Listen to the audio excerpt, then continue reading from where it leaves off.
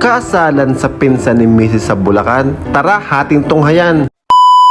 Yun ho, samahan nyo kami guys, kami lilipad papunta sa Los Angeles, Pampanga para makita ng personal si Lebron James. At nakarating na kami dito sa Marilao, Bulacan. A-attend nga pala kami ng kasal na pinsan ni Miss Universe na si Jiley. Buti at nakaabot naman kami sa ceremony. Katapos sa simbahan, diretso na kami dito sa Brick House Resort. Napakaganda dito guys, para kang nasa England. Grabe. Siyempre, pag maganda ang lugar ay may magandang babae. Yan si Miss Universe, I love you. Tapos diretso kami doon sa reception para makita ang pangalan namin sa guest list. Tapos bibigyan ka ng garne. May isa kang perfume na kung pipili. Tapos unli coffee, di ayos.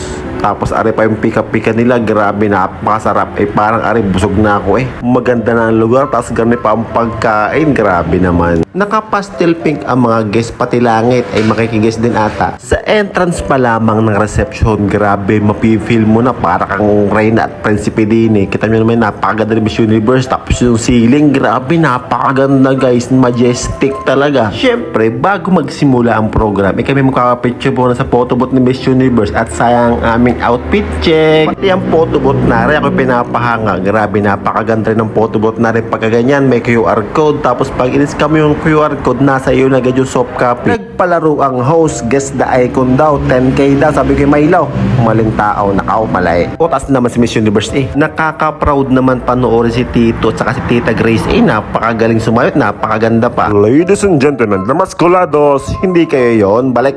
Oh, gay, rampa na. Sobrang ata sa kapit si Ate Maika Dahil baka makapiright, tayo ko na lang kakata. Sige, ikembot, mali ata yun. Oh, palay. Kabum, bum, bum, oh, Ladies and gentlemen, the newlyweds, Mr. and Mrs. Santiago. Habang nasayaw ang bagong kasal, may mga bata din yung gustong-gusto mga bulaklak. Diyos ko po, pingin ako isayaw naman. Siyempre, ang unang hanap buhay ng mag-asawa ay sasayaw tapos sasabitan nyo ng inyong envelope na kulay pula kahit hindi pa Pasko. Sabi ko kay Miss Universe, sa bahay pag uwi natin tayo sumayaw din para masabitan ng gayaan. Pagkatapos magpapapicture muna ang table number 10 para makakain na. Ayos. Ano nga bang salitang kasal? Dalawang tao na pinagbuklod ng pagmamahal at ng Panginoon. Magkasamang haharapin ang lahat ng problema. At kung mahihirapan man kayo at sa una, nandito ang tinatawag niyong pamilya para sumuporta. Gay!